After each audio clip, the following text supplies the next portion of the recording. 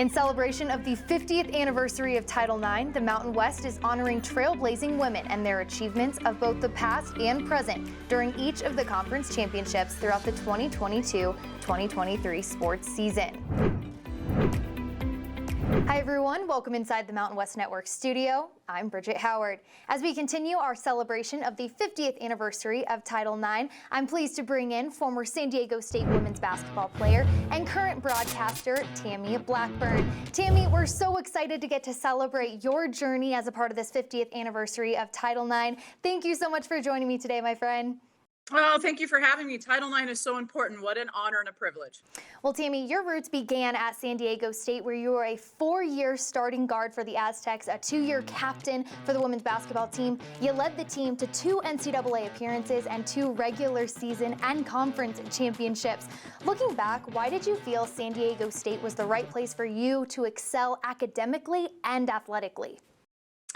Well, my trip to San Diego State on my recruiting visit was very telling. And in the late 80s and early 90s, we were available to take 5 trips to the schools. And, I took all 5. But when you're making a life decision as important as that on where to go to college, there were 2 things. And for me, it was I wanted to go somewhere where I could get the education or receive the education that I knew I would need.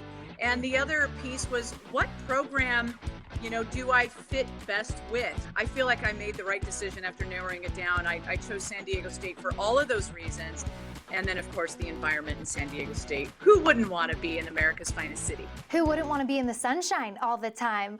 Well, you had such a memorable career as an Aztec, so much so that they named a postseason honor after you, the Tammy Blackburn Award, which is given out annually to a student athlete who epitomizes loyalty, effort, athletic prowess, and team spirit. That is making your mark at its finest right there. How special was it to find out that your alma mater valued you and supported your career so much to give out an annual award in your name? It was shocking. And we were at our senior banquet, my senior banquet with my fellow seniors. It was the end of the year celebration. And my whole family was there. I had professors there because it would be the last banquet that I would have. And our coach got up and she was talking about the Coaches Award, which is what the name was prior to the Tammy Blackburn Award. She had mentioned that I had won it all 3 years prior. And that when you get to win it a 4th time, they decide that it's no longer a coach's award and that your name becomes the award in perpetuity. I was shocked. I remember crying. My family was crying.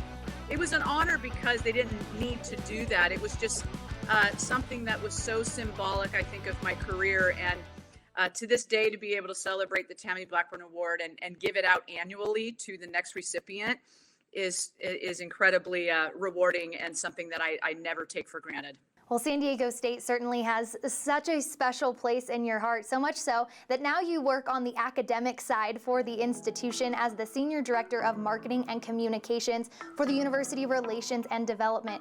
Why was it important for you to return to your alma mater and play a role in creating a bright future for future Aztec students?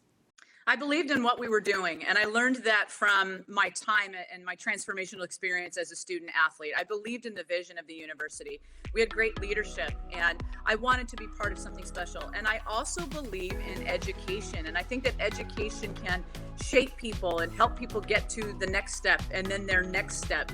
And so I wanted to be able to do something that I loved and that I was convicted about, and it seemed like a really good fit, but also to be able to give back to the community that gave so much to me for 4 years. And for those people that get to work for their alma mater, it is a very special feeling. And I know not everybody gets to, but for me, it is an honor and a privilege to serve the university that served me and allowed me to have a wonderful student academic career.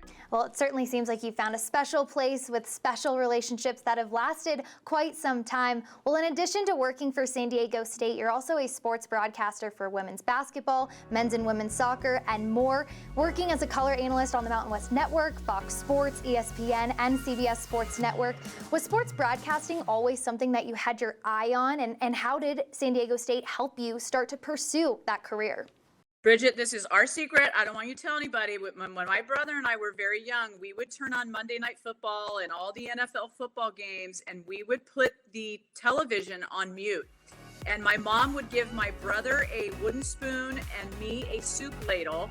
And those were our microphones. And we would stand next to the TV on mute. We would watch the game and we would pretend like we were the announcers. I never really dreamed that I'd be able to do it. It's such a tough field and industry to crack into. And when you do, you feel like it's not work because we get to do this for a living. So yes, I wanted to do that. And part of my choice of choosing San Diego State was because of the local radio and media community. I met a lot of people.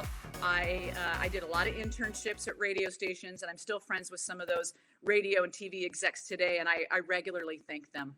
In 2017, your world changed. You were diagnosed with stage 3 breast cancer. A year later, doctors told you that you had beat the disease, only to find out 6 months later that you were diagnosed again with stage 4 metastatic breast cancer.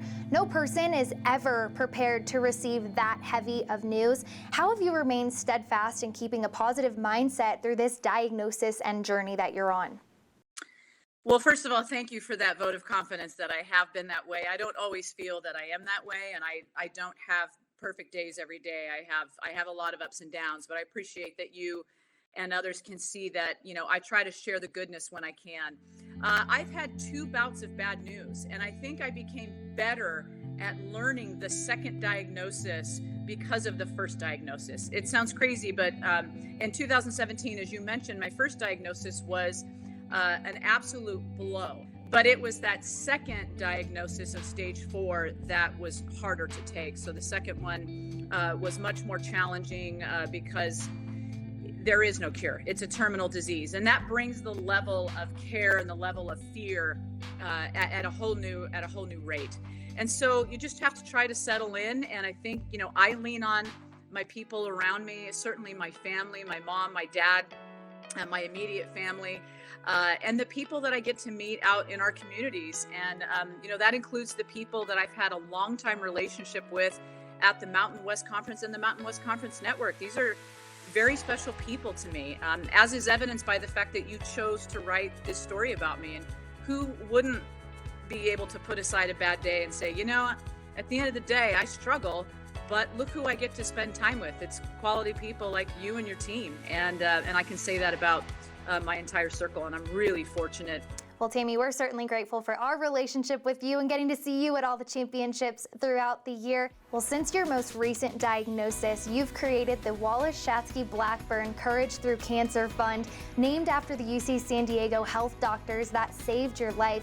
An incredible act of kindness on your part to help students on campus who are affected by cancer. Can you give us some insight as to how this came about and how it's really blossomed in the last few years? I mentioned I was in the infusion center and how it's the unhappiest place on earth. And there was a day there that I was getting infusion. And for whatever reason, there was a young girl being wheeled in a wheelchair. And she was, very pale, very skinny. She was bald, black rings around her eyes. And I assumed that it was her family, her parents wheeling her in. And she was there to get chemo. And I looked at her and I thought about her. And I thought, wow, what must her life have been like? I mean, she was all of 15, 16 years old. And as I was driving home that day, I thought, if this is happening to people this young and taking away their life and changing their lives forever, it must be happening at San Diego State. So I inquired with our administration, and I took a couple people to coffee, and they in fact confirmed for me what the situation was at San Diego State. The students are dropping out because of the financial implications and toxicity of a cancer diagnosis. And I want to see people earn their degrees through cancer. And I believed that we could help. And here we are 4 years later, we've raised over $1 million and we've helped 34 students stay in school. Many of them have earned their degrees and many of them will earn their degrees this May. But we're going for more. And this will be, I think, the legacy that we all build at San Diego State. Well, Tammy, you've had such an incredible journey. I'm so thankful that we've been able to connect along the way because of the Mountain West, but it is such an honor to be able to amplify your success and achievements as part of this 50th anniversary of Title IX. Thank you so much for joining us today. Thank you for having me and talking about the Courage Through Cancer Fund and letting me talk about San Diego State, because I wouldn't be here today without my Aztec family. Thank you. Well, that's Tammy Blackburn, former San Diego State women's basketball player and current sports broadcaster. From the Mountain West Network studio, I'm Bridget Howard.